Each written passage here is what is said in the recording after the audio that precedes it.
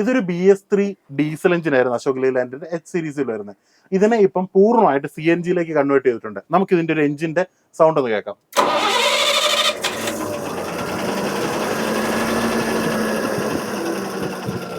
നമസ്കാരം, ഞാൻ നിങ്ങളുടെ സ്വന്തം വിഷ്ണു കൊടൂർ. ഇന്ന് നമ്മൾ നിൽക്കുന്നത് തൃശ്ശൂരാണ്. കേരളത്തിലെ ഏറ്റവും വലിയ diesel engine to CNG conversion ചെയ്യുന്ന, അതുപോലെ തന്നെ ഏറ്റവും വലിയ എഞ്ചിൻ റീബിൽഡേഴ്സുമായ ചാക്കപ്പൻ ഓട്ടോമൊബൈൽസിലാണ് നമ്മൾ ഇന്ന് നിൽക്കുന്നത്. കേരളത്തിലെ തന്നെ ഏറ്റവും വലിയ രീതിക്ക് ചെയ്യുന്ന ആളുകളാണ് ഇവരെ. അപ്പം നമുക്ക് എങ്ങനെയാണ് ഒരു പുതിയ ബസ് അല്ലെങ്കിൽ ഒരു പഴയ ഡീസൽ ബസ് ആണെങ്കിലും നമുക്ക് എങ്ങനെയാണ് അതിനെ CNG കൺവേർട്ട് ചെയ്യാൻ പറ്റുന്നത്, എന്തൊക്കെയാണ് ഈ CNG കൺവേർട്ട് ചെയ്ത് കഴിഞ്ഞാലുള്ള ഗുണങ്ങൾ എന്നുള്ള കാര്യങ്ങളെ കുറിച്ച് ഡീറ്റെയിൽ ആയിട്ട് അറിയണം നമ്മൾ തിരികെ നമുക്ക് വീഡിയോയിലേക്ക് കിടക്കാം.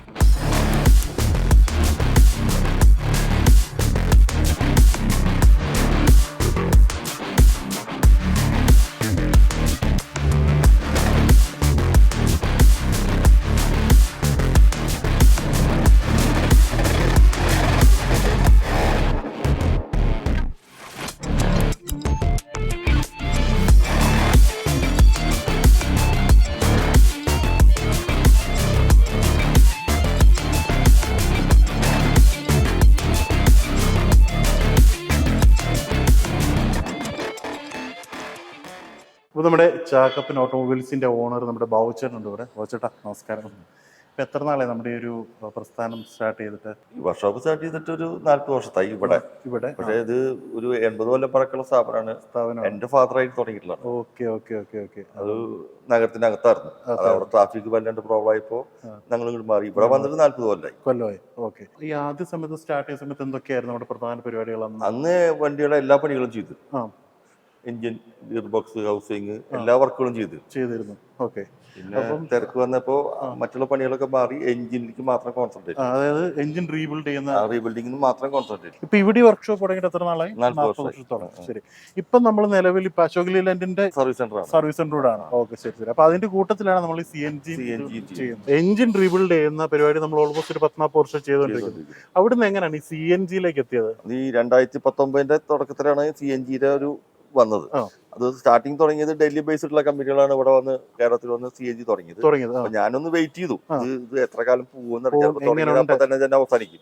നമ്മളൊരു കൊല്ലം 1.5 കൊല്ലം കഴിഞ്ഞപ്പോ മനസ്സിലായി ഇത് ഇനി മാർക്കറ്റിൽ വരാൻ പോകുന്നൊരു സിസ്റ്റം ആണെന്നുള്ളത്. അപ്പൊ ഞാനും ആ ഫീൽഡിലേക്ക് ഇറങ്ങി. പക്ഷെ ഞാൻ ഇറങ്ങിയപ്പോ മറ്റുള്ളവരൊന്നും അവരൊക്കെ ചെറുതായി, നമ്മൾ വലുതായി. നമ്മുടെ എക്സ്പീരിയൻസും ഇതൊക്കെ ഇതിൽ കൂടി. അവരൊക്കെ ഫ്രഷ് ആൾക്കാരായിരുന്നു. വണ്ടി പണികളായിട്ട് വലിയ ബന്ധമുള്ള ആൾക്കാരൊന്നും അല്ലേ വന്ന് തുടങ്ങിയത്. നമ്മൾ തുടങ്ങിയപ്പോ അതിന്റേതായ വ്യത്യാസം വന്നു. ആളുകൾക്ക് നമ്മളെ കൂടുതൽ വിശ്വാസമായി. മനസ്സിലായി. അപ്പൊ നമുക്ക് ഈ ഒരു ഇപ്പം നമ്മൾ നോർമൽ ഒരു പഴയ BS3 വണ്ടി അതിനെ CNG ആക്കുന്നത്, നമ്മുടെ ഒരു BS4 വണ്ടി CNG ആക്കുന്നത് തമ്മിലുള്ള വ്യത്യാസങ്ങൾ എന്തൊക്കെയായിരിക്കും നമുക്ക് ശരിക്കും പറയുവാണെങ്കിൽ? BS3 BS4 ഡീസൽ വണ്ടിയായിട്ട് യാതൊരു ബന്ധമില്ല. ഇല്ല. CNGക്ക് തന്നെ BS3 ഉണ്ട്, BS4 ഉണ്ട്. BS4 CNG എന്ന് പറയുന്നത് BS2 ഡീസൽ വണ്ടിയിൽ തൊട്ട് ചെയ്യാം നമുക്ക്. ഡീസൽ വണ്ടിയിൽ 2ഉം 3ഉം നമ്മൾ CNG ആയിട്ട് ബന്ധമില്ല. BS4 CNG വേണമെങ്കിൽ BS2 ചെയ്യാം. 2 ചെയ്യാം, 3 ചെയ്യാം, 4 ചെയ്യാം. 6 ചെയ്യാൻ പറ്റില്ല. സെൻസറിന്റെ ലൈസൻസ് 4 ആണെങ്കിൽ 4 വരെ പറ്റുള്ളൂ ഡീസൽ വണ്ടികൾ. അപ്പൊ നമ്മൾ ആദ്യം ചെയ്തിരുന്നത് 3 എന്ന് പറഞ്ഞ CNG കിറ്റാണ്.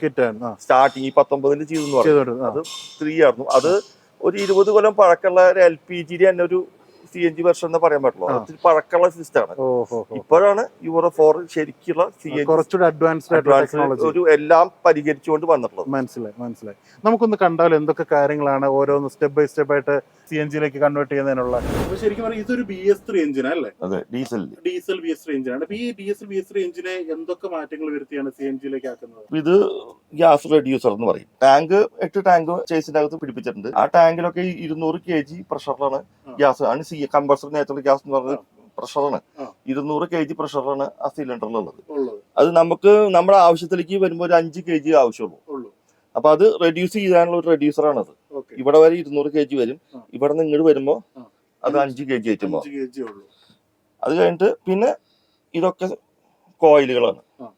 പ്ലഗിലേക്ക് വരുന്ന ഇഗ്നിഷൻ സ്പാർക്ക് അടിക്കുന്നതിന് വേണ്ട കോയിൽ, പെട്രോൾ വണ്ടിക്ക് പോലെ. അത് 6 കോയിലാണ്. ഈ 6 കോയിലേക്കും ECU എന്ന് പറഞ്ഞൊരു യൂണിറ്റ്, ഇത് കമ്പ്യൂട്ടർ യൂണിറ്റ് ഉണ്ട്. അതിൽ നിന്നാണ് ഇതിലേക്ക് സിഗ്നൽ വരുന്ന സ്പാർക്ക് അടിക്കുന്നത്. അതുപോലെ തന്നെ എഞ്ചിന്റെ ആർപിഎം സെൻസ് ചെയ്യാനായിട്ട് ഒരു യൂണിറ്റ് ഒക്കെ ഉണ്ട് ഇവിടെ, സെൻസർ യൂണിറ്റ് ഉണ്ട്. അതിന് സെൻസർ പിടിപ്പിക്കും. ആ സെൻസർ നോക്കിയിട്ട് എഞ്ചിന്റെ അകത്തേക്ക് ഈ ഗ്യാസ്, ഈ 3 ഇഞ്ചക്ടറാണ്. ഈ ഗ്യാസ് ഇതിൽ വന്ന് ഇവിടെ ചേമ്പറിൽ നിറഞ്ഞു നിൽക്കും. ഈ ചേമ്പറിൽ നിന്ന് ഈ ഇഞ്ചക്ടർ വഴിയാണ് ഇഞ്ചിന്റെ അകത്തേക്ക് ഗ്യാസ് വിടുന്നത്. അത് ഗ്യാസിന്റെ ആവശ്യം ECU തീരുമാനിക്കും. എത്ര ഓരോ RPM, ഓരോ പെഡലിന്റെ ആക്സിലറേറ്റർ പെഡലിന്റെ പൊസിഷനൊക്കെ നോക്കിയിട്ട് എത്ര വേണ്ടെന്ന് ഈ കമ്പ്യൂട്ടർ തീരുമാനിക്കും. അതനുസരിച്ച് ഇഞ്ചക്ടർ ഗ്യാസ് അകത്തേക്ക് കൊടുത്തോണ്ടിരിക്കും. പഴയ സിസ്റ്റം എന്ന് പറഞ്ഞാൽ ഈ Euro 3 സിസ്റ്റത്തില് ഈ റെഡ്യൂസർ തന്നെയാണ് ഈ എല്ലാ കാര്യവും ചെയ്തിരുന്നത്. അതിന് ECU സെൻസറുകളൊന്നുമില്ല. ഈ റെഡ്യൂസർ ഈ എഞ്ചിൻ ഒരു വാക്വം വരില്ല, എഞ്ചിൻ വർക്ക് ചെയ്യും. എഞ്ചിൻ സെക്ഷൻ വരുള്ളൂ എനിക്ക്. ആ സെക്ഷൻ അനുസരിച്ച് ഇതിന്റെ ഉള്ളിൽ ഒരു വലിയ ഡയഫർ ഉണ്ട്. ആ ഡയഫറാണ് ഓട്ടോമാറ്റിക് ആയിട്ട് എഞ്ചിന്റെ ആവശ്യമുള്ള ഗ്യാസ് വിട്ടിരുന്നത്. അത് മെക്കാനിക്കൽ സിസ്റ്റം ആയിരുന്നു, ഒന്നും ഇലക്ട്രോണിക് ആയിട്ട് ഒന്നുമില്ലായിരുന്നു. ഒരു ഡിസ്ട്രിബ്യൂട്ടർ എന്ന് പറഞ്ഞ സിസ്റ്റം ഒക്കെ ഉണ്ട് ഈ പഴയ കാലഘട്ടത്തിൽ. ഡിസ്ട്രിബ്യൂഷന് വേണ്ടിയിട്ട് ഡിസ്ട്രിബ്യൂട്ടർ എന്ന് പറഞ്ഞ സാധനം നമ്മൾ ഫ്യൂൽ പമ്പ് വെക്കുന്ന സ്ഥലത്ത് പിടിപ്പിക്കും. ടൈമിംഗ് വെച്ചിട്ട് അത് എഞ്ചിൻ റൊട്ടേഷൻ അനുസരിച്ചിട്ട് ടൈമിംഗ് വരുമ്പോൾ അവിടെ സ്പാർക്ക് അടിക്കും. അത് ഞാൻ ഒരു കാര്യം ചോദിച്ചിട്ട്, ഈ രണ്ടും തമ്മിൽ നല്ല മൈലേജ് വ്യത്യാസം വരുമോ? മൈലേജിൽ രണ്ടും ചെറിയ വ്യത്യാസം കൂടുതലുണ്ട് ഈ VS4 സിസ്റ്റത്തിൽ. അതായത് ഗ്യാസിന്റെ ഉള്ളിലേക്ക് കൊടുക്കുന്ന അളവൊക്കെ വളരെ മൈന്യൂട്ട് ആയിട്ട് വ്യത്യാസം വരുത്തിയിട്ടാണ് കൊടുക്കുക. അതായത് കറക്റ്റ് ആവശ്യത്തിനെ കൊടുക്കുള്ളൂ. മറ്റേതിൽ ആകെ കൂടി സെൻസ് ചെയ്യാനുള്ള ടർബോന്റെ പ്രഷർ മാത്രം സെൻസ് ചെയ്യാനുള്ളൂ. ബാക്കിയുള്ളതൊന്നും വേറെ സെൻസർ ഒന്നും ഇല്ലല്ലോ. ഇതില് ഈവൻ എക്സോസ്റ്റ് പോണ ഗ്യാസിന് ലാംഡ സെൻസർ വെച്ചിട്ട് ഇവിടെ ഇത് ടർബോ കഴിഞ്ഞിട്ട് പുറത്തേക്ക് പോകുന്ന ലൈനാണ്. ഇവിടെയുണ്ട് 2 സെൻസർ. പുറത്തേക്ക് പോകുന്ന പുകയുടെ ടെമ്പറേച്ചറും അതില് ഓക്സിജന്റെ അളവും അത് റീഡ് ചെയ്തിട്ടാണ് ഗ്യാസ് കൺട്രോൾ ചെയ്യും. അത് ഓക്സിജൻ കുറവാണെങ്കിൽ ഗ്യാസ് കൂടുതൽ കൊടുക്കുന്നുണ്ടെന്നാണ് ECU സെൻസ് ചെയ്യുക. ഓക്സിജൻ എക്സോസ്റ്റ് ഗ്യാസിൽ ബാക്കി ഉണ്ടെങ്കിൽ ഗ്യാസ് കുറവാണ്. അതൊരു ബാലൻസ് ചെയ്തിട്ട് ECU കൺട്രോൾ ചെയ്യും. ഇതൊരു BS3 ഡീസൽ എഞ്ചിൻ ആയിരുന്നു അശോക് ലെയ്ലാൻഡിന്റെ H സീരീസിൽ വരുന്നത്. ഇതിനെ ഇപ്പം പൂർണ്ണമായിട്ട് CNG കൺവേർട്ട് ചെയ്തിട്ടുണ്ട്. നമുക്ക് ഇതിന്റെ ഒരു എഞ്ചിന്റെ സൗണ്ട് ഒന്ന് കേൾക്കാം.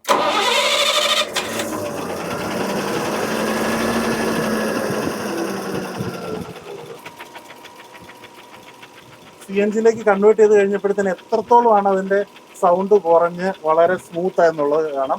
നമുക്ക് ഏതായാലും എങ്ങനെയാണ് ഈ ഒരു ഡീസൽ എഞ്ചിനെ CNG കൺവേർട്ട് ചെയ്യുന്നത് കണ്ടിട്ട് വരാം. അപ്പം നമ്മൾ ഒരു ഡീസൽ വണ്ടി ഇപ്പം വന്നു കഴിഞ്ഞാൽ ഡീസലിനെ CNG കൺവേർട്ട് ചെയ്യുന്ന എന്തൊക്കെ സ്റ്റെപ്പുകളാണ് പ്രധാനമായിട്ട് നമ്മൾ ചെയ്യുന്നത്? ഓരോ സ്റ്റെപ്പ് ബൈ സ്റ്റെപ്പ് നമ്മൾ എഞ്ചിൻ ഓവറോൾ ചെയ്യുമ്പോൾ അതിൽ ഡീസൽ വണ്ടിക്ക് പറ്റിയ വ്യത്യാസം, ഡീസൽ വണ്ടിയുടെ പിസ്റ്റനാണ് ഈ ടൈപ്പാണ് ഡീസൽ വണ്ടിയുടെ പിസ്റ്റൻ വരിക. ഡീസൽ വണ്ടിയുടെ പിസ്റ്റൻ എന്ന് വെച്ചാൽ ഒരു 18:1 എന്നുള്ള കംപ്രഷൻ റേഷ്യോ വരിക. CNG പെട്രോളാണ് 12:1 വേണ്ടു കംപ്രഷൻ റേഷ്യോ. അപ്പൊ ഈ ചേമ്പർ വലിപ്പം കൂട്ടും നമ്മൾ കട്ട് ചെയ്ത് ഈ രൂപത്തിലാക്കും. 17:1 എന്നുള്ളത് ഒരു 12:1 ആയിട്ട് മാറും. ആ റേഞ്ചിലേക്ക് ഇതിനെ മാറ്റി നമ്മുടെ ഇവിടെ തന്നെയാണ് ഇത് ചെയ്യുന്നത്. അതുകൂടെ തന്നെ ചെയ്യും. ശരിക്കും പറഞ്ഞാൽ ഇങ്ങനെ ഇത് വരുന്നില്ല, കമ്പനി വരുന്നുണ്ട്. കമ്പനി വരുന്ന പിസ്റ്റൻ ഇത്തിരി ഓൾഡ് മോഡലാണ്. ഈ റിങ്സ് ഒക്കെ ഡീസലിന്റെ റിങ്സ് ഇപ്പൊ ഉപയോഗിക്കാൻ പറ്റും. CNG റിങ്സ് ഒന്നും അത്ര ലേറ്റസ്റ്റ് റിങ്സ് അല്ല കമ്പനി വരുന്നത്. പിന്നെ നെക്സ്റ്റ് സ്റ്റെപ്പ് എന്താണ്? നെക്സ്റ്റ് സ്റ്റെപ്പ് ഇത് പമ്പിന്റെ ഡ്രൈവ് ഷാഫ്റ്റ് ആണത്. ഡീസൽ വണ്ടിയുടെ പമ്പിന്റെ ഡ്രൈവ് ഷാഫ്റ്റ് ആണ്. ഇവിടെയാണ് ഗിയർ പിടിപ്പിക്കുക. ഇവിടെ നിന്നാണ് പമ്പിന്റെ ഡ്രൈവ് പോവുക. ഇത് തിരിയുമ്പോൾ പമ്പ് തിരിയുക. ഈ കാണുന്ന പണികളൊക്കെ നമ്മളിപ്പോ CNG വേണ്ടി ചെയ്തിട്ടുള്ളതാണ്. ഈ വെട്ട് പോലെ ചെയ്തിരിക്കുന്നത് 6 വെട്ടുണ്ട്. 6 ശരിക്കും 60 ഡിഗ്രിയിൽ വെച്ചിട്ട് 360 ഡിഗ്രി 6 ഈക്വൽ ഗ്യാപ്പിൽ ഇട്ടുണ്ടാവും. ഇത് പമ്പിന്റെ മൗണ്ടാണ്. അത് പിടിപ്പിച്ചത് ഇപ്പൊ ഇങ്ങനെ തിരിയും. ഇപ്പൊ ഇവിടെ സെൻസർ വയ്ക്കും. സെൻസർ ഈ സെൻസർ ഇതിൽ വരും. ഓരോ തവണ ഈ കട്ട് ചെയ്യുമ്പോ ഒരു സിഗ്നൽ കിട്ടും. ആ സിഗ്നലാണ് സ്പാർക്ക് പ്ലഗിലേക്ക് വരുന്നത്. ടൈമിംഗ് ഇത് വെക്കുന്നതിന് ടൈമിംഗ് ഉണ്ട്. നമ്മൾ എവിടെയും സ്പാർക്ക് പറ്റുന്നതെന്ന് കണക്കാക്കിയിട്ട് ഈ ഗിയർ കൊള്ളിക്കുക. ടൈമിംഗ് മനസ്സിലായി. ഒരിക്കൽ കൊള്ളിച്ചു കഴിഞ്ഞാൽ പിന്നെ ഓട്ടോമാറ്റിക്കായി നടന്നോളും. മനസ്സിലായി. ഫസ്റ്റ് സിലിണ്ടർ അറിയാനാണ് ഒരു രണ്ടെണ്ണം അടുത്തത്. കമ്പ്യൂട്ടറിന് ഏതാണ് ഒന്നാമത്തെ സിലിണ്ടർ എന്ന് അറിയാനാണ് ഒരു അടുത്ത ഡീസലിന്റെ CRDI വണ്ടികളിലൊക്കെ ഇതന്നെ സിസ്റ്റം. ഈ സിലിണ്ടർ നോക്സിൽ ഇഞ്ചക്ടർ നടക്കുന്നത് ഇതിന്റെ കട്ടിങ് നോക്കിയിട്ടാണ്. ഇവിടെ പ്ലഗ് സ്പാർക്കാണെന്ന് മാത്രം. ടോട്ടൽ ഇപ്പം നമ്മുടെ BS4 ഇതിലേക്ക് വരുമ്പോ എത്ര സെൻസറുകൾ വരുന്നുണ്ട്? എയർ സൈഡിൽ വരികയാണെങ്കിൽ ഫസ്റ്റ് ബൂസ്റ്റ് പ്രഷർ സെൻസർ, അതായത് ടർബോന്റെ പ്രഷർ മനസ്സിലായി. അത് കഴിഞ്ഞ് വരുന്ന പിന്നെ എയറിൽ വരുന്ന ഇത് വരുന്നത് ഈ ത്രോട്ടിൽ വാൽവാണ്. ത്രോട്ടിൽ വാൽവ് കഴിഞ്ഞ് കഴിഞ്ഞാൽ ഇൻലെറ്റ് മാനിഫോൾഡിലേക്ക് എയർ കടന്നു. അത് എയറും ഗ്യാസും കടന്നു. അവിടെ വെച്ചിട്ട് മാനിഫോൾഡിലത്തെ പ്രഷർ അറിയാനും ടി മാപ്പ് സെൻസർ എന്ന് പറഞ്ഞൊരു സംഭവം അറിയുന്നുണ്ട്. എയർലൈനിലത്തെ സെൻസറുകൾ അവിടെ കഴിഞ്ഞു. പിന്നെ ഗ്യാസ് ലൈനിൽ ഗ്യാസ് പ്രഷർ ടെമ്പറേച്ചർ അറിയാനായിട്ട് സെൻസർ ഉണ്ട്. എഞ്ചിന്റെ ഉള്ളിൽ കത്തി കഴിഞ്ഞ് പോണ ഗ്യാസ് എക്സോസ്റ്റ് മാനിഫോൾഡ് കഴിഞ്ഞ് പുറത്തേക്ക് ഇറങ്ങുന്ന സ്ഥലത്ത് ലാംഡ സെൻസർ, ഓട്ടോ സെൻസർ എന്നൊക്കെ പറയും. സെൻസർ പിന്നെ അതിന്റെ എക്സോസ്റ്റ് ഗ്യാസിന്റെ ടെമ്പറേച്ചർ അറിയാൻ വേണ്ടിയിട്ട് എക്സോസ്റ്റ് ഗ്യാസ് ടെമ്പറേച്ചർ സെൻസർ. പിന്നെ നോർമൽ ആയിട്ടുള്ള ഈ പറഞ്ഞ ക്യാം സെൻസർ ടൈമിംഗ് അറിയാൻ വേണ്ടിയിട്ട്, കൂളന്റ് ടെമ്പറേച്ചർ സെൻസർ, പിന്നെ ആക്സിലേറ്റർ പെഡൽ സെൻസർ. അപ്പൊ ഈ സംഭവങ്ങളെല്ലാം നമ്മൾ എക്സ്ട്രാ വെക്കുന്നതാണ്. അഡീഷണൽ ഇതൊന്നും ഡീസൽ വണ്ടിക്കില്ല. അതിനുശേഷം ഇതേലും എന്താണ് നമ്മൾ ചെയ്യുന്നത് പിന്നീട് വരുന്നതിനകത്ത്? ഹെഡിൽ വെച്ചിട്ടുണ്ടെങ്കിൽ ഇത് നോസലിൽ പുറത്തേക്ക് വരുന്ന ഹോളുകളാണ്. നോസ് അടിയിൽ നിന്ന് പിടിപ്പിക്കുക, പുറത്തേക്ക് വരുന്ന ഹോളാണ്. ഈ ഹോളിൽ നമ്മൾ ത്രെഡ് ചെയ്യും. പ്ലഗിന്റെ ത്രെഡ് വെട്ടും. പ്ലഗ് നോസലിന് പകരം പ്ലഗ് ആണ് പിടിപ്പിക്കുക. മനസ്സിലായി. സ്പാർക്ക് പ്ലഗ് നമ്മൾ എന്താണോ സെയിം പെട്രോൾ എഞ്ചിനകത്ത് കാണുന്നത് സെയിം രീതി. അതിപ്പോ ലേറ്റസ്റ്റ് പ്ലഗ് ആണ് നമ്മൾ പിടിപ്പിക്കുന്നത്. ഇറിഡിയം പ്ലഗ് ആണ് പിടിപ്പിക്കുക. എന്താണ് അതിന്റെ പ്രത്യേകത വരുന്നത്? അത് എഫിഷ്യൻസി കൂടുതലുണ്ട്, ലൈഫും കൂടുതലുണ്ട്. നമ്മളിപ്പോ ഒരു CNG വണ്ടിയെ സംബന്ധിച്ചിടത്തോളം ടെമ്പറേച്ചർ കുറച്ച് കൂടുതലാണ് കമ്പഷൻ നടക്കുമ്പോഴാണ്. അപ്പൊ അത് 700 ഡിഗ്രി വരയ്ക്ക് ടെമ്പറേച്ചർ ഈ ഇറിഡിയം പ്ലഗ് താങ്ങും. നോർമൽ കോപ്പർ പ്ലഗുകൾ അത്രയും താങ്ങില്ല, പെട്ടെന്ന് മാറ്റണം. ഇറിഡിയം പ്ലഗ് കുറച്ചൊരു ലൈഫ് കിട്ടും, അതുപോലെ മൈലേജും കൂടുതൽ. ഞാൻ ചോദിക്കുന്നത് ഈ വർക്കിംഗ് ടെമ്പറേച്ചർ ഇത്രയും കൂടുതലാണ്, അത് ഇതിന്റെ ഈ ബിൽഡ് ക്വാളിറ്റിയെ ബാധിക്കും നമ്മുടെ എഞ്ചിൻ? നോർമലായിട്ട് ഈ കുഴപ്പങ്ങൾ പറ്റണത് ടൈമിങ്ങിൽ വ്യത്യാസം വരുമ്പോഴാണ്. ടെമ്പറേച്ചർ വല്ലാണ്ട് ഓവറായിട്ട് പോയിട്ട് കംപ്ലൈന്റ്, ഹെഡ് ക്രാക്ക് വരും, അങ്ങനത്തെ പ്രശ്നങ്ങളുണ്ടാവും. അപ്പൊ ഈ സെൻസറുകളൊക്കെ വന്നപ്പോൾ ഇതൊക്കെ കൺട്രോൾഡ് റേഞ്ചിലേക്ക് വന്നു.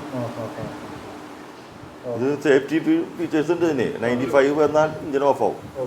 അത് 95 ഡിഗ്രിക്ക് മേലെ ടെമ്പറേച്ചർ വന്നു കഴിഞ്ഞാൽ ECU വണ്ടിനെ കട്ട് ഓഫ് ആക്കും. അതിൽ ഓവർ വോൾട്ടേജ് വന്നു കഴിഞ്ഞാൽ ഓഫ് ആക്കും. എക്സോസ്റ്റ് ഗ്യാസ് ടെമ്പറേച്ചറും ഒരു പരിധിക്ക് 700 ഡിഗ്രിക്ക് മേലേക്ക് വന്നു കഴിഞ്ഞാൽ ഓഫ് ആക്കും. ഇതിന്റെ തൊട്ട് മുന്നേ വേറൊരു റേഞ്ച് ഉണ്ട്. ആ റേഞ്ചിൽ വെച്ച് ലിംഫോ മോഡിക്ക് മാറും. അത് കഴിഞ്ഞിട്ടാണ് വണ്ടി ഓഫ് ആക്കുന്നത്. അതുപോലെ തന്നെ മാത്രമേ വണ്ടി ഓഫ് ആകേണ്ട ആവശ്യമുള്ളൂ. ഇതിക്ക് മുന്നത്തെ മോഡൽ തുടങ്ങിയ RPM ലിമിറ്റർ ഉണ്ടായിരുന്നില്ല. ഡ്രൈവർ എഞ്ചിന്റെ റേസിംഗ് നോക്കിയിട്ട് അവൻ സ്വയം തീരുമാനിക്കണം. 2600 നോർമൽ RPM. പഴയ സിസ്റ്റത്തിന് 3000 4000 എത്ര വേണമെങ്കിൽ RPM വരും. ഇതിന് 2600 കട്ട് ഓഫ് ആണ്. വണ്ടിയിൽ അല്ലെങ്കിൽ ടാറ്റയിലൊക്കെ 2600 2800 RPM അതിന്റെ മാനുഫാക്ചറർ അത് ഡിസൈൻ ചെയ്തിട്ടുള്ളത്. അതിന്റെ ബാക്കിയല്ലാതും അത് ബെയറിംഗും ഒക്കെ ഡിസൈൻ ചെയ്തിട്ടുള്ളത് ആ RPM വർക്ക് ചെയ്യാൻ വേണ്ടിയിട്ടാണ്. അപ്പോൾ ഈ CNG ഈ പഴയ സിസ്റ്റത്തിൽ ഈ RPM കൺട്രോൾ ഇല്ലാത്ത കാരണം ഇപ്പോൾ ഈവൻ ഡ്രൈവർമാർ ഈ എയർ കയറാൻ വേണ്ടിയിട്ടൊക്കെ ആക്സിലേറ്ററിൽ കാല് വെച്ച് കൊടുത്ത് ഇങ്ങനെ രാവിലെയൊക്കെ സ്റ്റാർട്ട് ചെയ്യുമ്പോൾ അപ്പോൾ ബെയറിംഗ് കംപ്ലൈന്റ് വരിക. അങ്ങനെ കുറെ പ്രശ്നങ്ങൾ പഴയ PS3 സിസ്റ്റത്തിലുണ്ടായിരുന്നു. ഇതിൽ 2600 RPM ഇത് കട്ട് ഓഫ് ആണ്. അതിന്റെ അപ്പുറത്തേക്ക് കടക്കില്ല. വണ്ടിയിൽ ഇതൊക്കെ പിടിപ്പിച്ച് കഴിഞ്ഞ് കഴിഞ്ഞാൽ നമ്മൾ ECUക്ക് നമ്മുടെ OBD കേബിൾ കണക്ട് ചെയ്ത് അത് ECU എന്ന് പറഞ്ഞു കഴിഞ്ഞാൽ ഒന്നുമില്ലാത്തൊരു ECU ആണ് വരിക. കാലി ECU ആണ്. അതിൽ ആദ്യം നമ്മൾ അതിന്റെ പ്രോഗ്രാം ഫേംവെയർ ഇൻസ്റ്റാൾ ചെയ്യണം. ഫേംവെയർ ഇൻസ്റ്റാൾ ചെയ്തതിനു ശേഷം നമ്മൾ അതിന്റെ കാലിബ്രേഷൻ ഫയൽ ഉണ്ട്. അത് ഓരോ വണ്ടിക്ക് ഓരോന്നാണ്. ടാറ്റയ്ക്ക് ലൈനിനൊക്കെ സെപ്പറേറ്റ്. അപ്പോൾ അത് ഇൻസ്റ്റാൾ ചെയ്യും. അത് ഇൻസ്റ്റാൾ ചെയ്ത് കഴിഞ്ഞ് കഴിഞ്ഞാൽ നമുക്ക് പിന്നെ ആക്സിലേറ്റർ പെഡൽ കാലിബ്രേറ്റ് ചെയ്യണം. അതായത് 0 to 100 ഇത്ര വോൾട്ടേജ് റേഞ്ചിലാണ് എന്നുകൊണ്ട് നമുക്ക് ആദ്യം കാലിബ്രേറ്റ് ചെയ്യണം. മനസ്സിലാവും. അതിനനുസരിച്ച് ത്രോട്ടിലും കാലിബ്രേറ്റ് ചെയ്യണം. ത്രോട്ടിലും ഇതേമാതിരി തന്നെ 0 to 100 വോൾട്ടേജ് റേഞ്ച് സെറ്റ് ചെയ്യണം. ഇത് രണ്ടും സെറ്റ് ചെയ്ത് കഴിഞ്ഞാൽ ആ ഭാഗം കഴിഞ്ഞു. പിന്നെ വണ്ടി സ്റ്റാർട്ട് ചെയ്യാം. സ്റ്റാർട്ട് ചെയ്ത് കഴിഞ്ഞിട്ട് നമ്മൾ ടൈമിങ് മാനുവലായിട്ട് ടൈമിംഗ് ടോർച്ച് വെച്ച് നോക്കിയിട്ട് അത് അഡ്ജസ്റ്റ് ചെയ്ത് നമ്മൾ വേണ്ട രീതിക്ക് ആക്കണം, സെറ്റ് ചെയ്തെടുക്കും. അപ്പൊ ഏതായാലും നിങ്ങൾക്ക് പുതിയതായിട്ട് ഈ പറഞ്ഞ പോലെ CNGയിലേക്ക് ഡീസൽ വണ്ടികൾ പഴയ വണ്ടികളാണെങ്കിലും ഒക്കെ കൺവേർട്ട് ചെയ്യണമെങ്കിൽ നമ്മുടെ ചാക്കപ്പൻ ഓട്ടോമൊബൈൽസിൽ കോൺടാക്ട് ചെയ്യാവുന്നതാണ്. 10-80 വർഷമായിട്ട് തന്നെ തൃശ്ശൂർ നഗരത്തിലുള്ള ആളുകളാണ്. അപ്പൊ ഇന്നത്തെ വീഡിയോ നിങ്ങൾക്ക് എല്ലാവരും ഇഷ്ടപ്പെട്ടു തരുന്ന അടുത്ത ദിവസം നല്ല വീഡിയോ ആയിട്ട് നിങ്ങൾ സ്വന്തം Vishnu Kodur signing out from autos vlog.